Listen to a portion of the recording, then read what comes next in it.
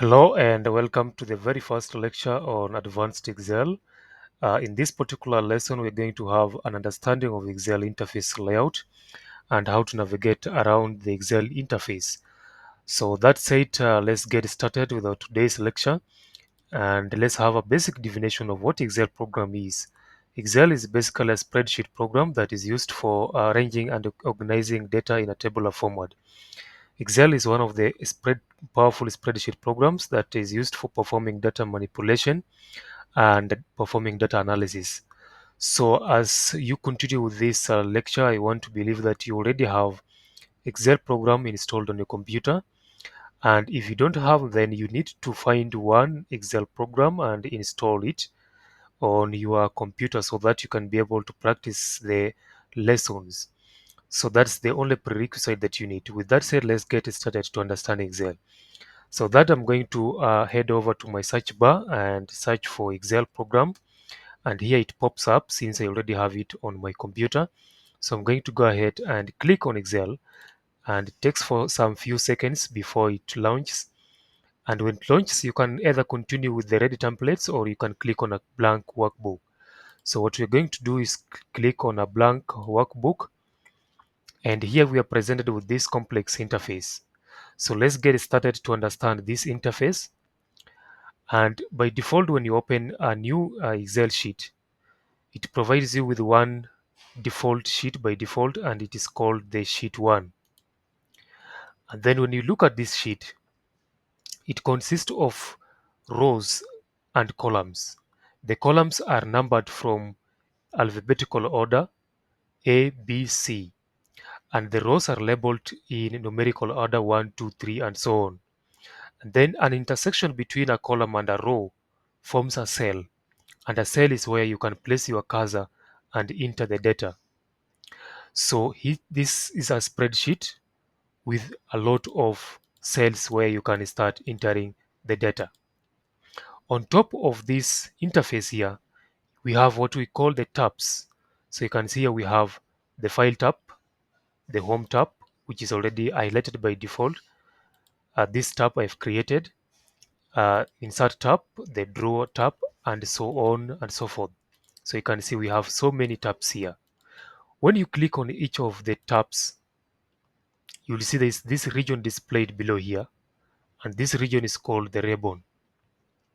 If I click on insert tab, there's a region displayed here, a ribbon corresponding to the insert tab.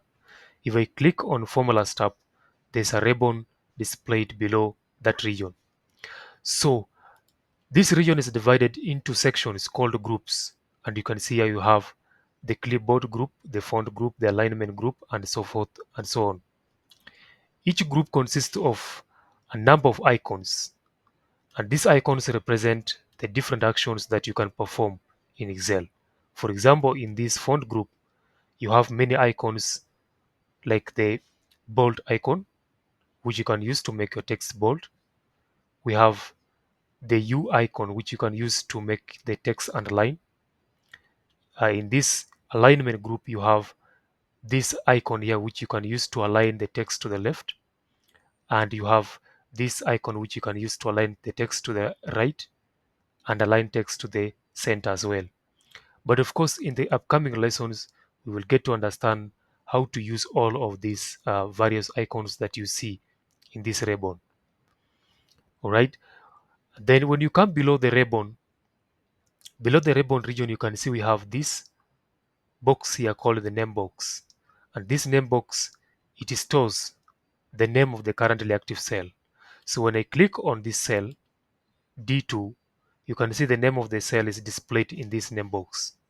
If I click on another one, for example, C5, the name of that active cell is displayed in that name box.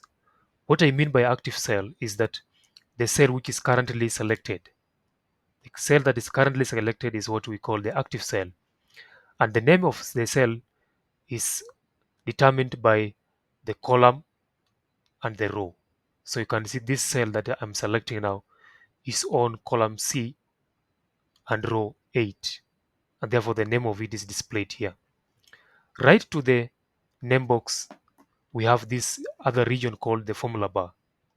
The formula bar displays the name of the currently active formula. For example, if I select this F6 formula, I mean cell, and I type any formula in it, for example, a formula starts with an equal sign. We will get to understand that in the future lessons. If I type any formula, for example, is equal to sum of 2 plus 3 or 5, then I press enter, you can see that it displays the result there.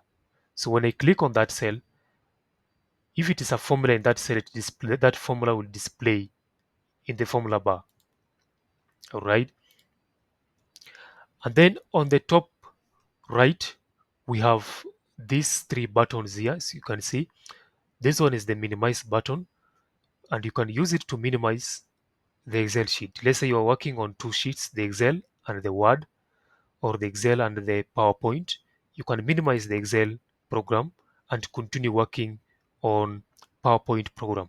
And when you want to go back to the Excel program, you just go to your taskbar here and click on that Excel program, and you get back to where you are. So this is the minimize button. And then the next one to it is called the maximize button, which you can use to restore or to maximize the cell. I mean the program, the window.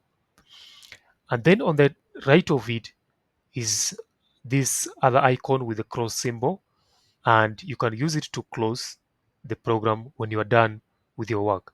But for now, we're not going to close, since we are still exploring the interface. So you can use this one to close down the Excel program. On the top right, we have the button called the save, which you can use to save your work. So for example, if you have typed here anything and you finish working on your work, you can click on this to save the work. But of course, later we are going to see the different options which you can use to save the work. The icon next to it here is called the undo button, or the undo icon, and it is used to undo the work that has been done. For example, here I have typed 45 in this cell. If I click on this undo button, then it will undo this work. And the other button towards the right of it is the redo button, which you can use to redo the work that you've already done. So you can see here I have undone the cell 45. So when I click on this one, this number comes back. On this right of it is another button which we call it speak cells. You can see when I put my mouse over it, it displays the name speak cells. We will get to understand about it in the coming lesson. It is used to speak the cells. Then in this little icon is another toolbar. We call it the quick access toolbar, and this quick access toolbar is used to keep the frequently used functionalities. So later on we will get to understand how to customize this quick access toolbar so that you can use to keep the frequently accessed functionalities.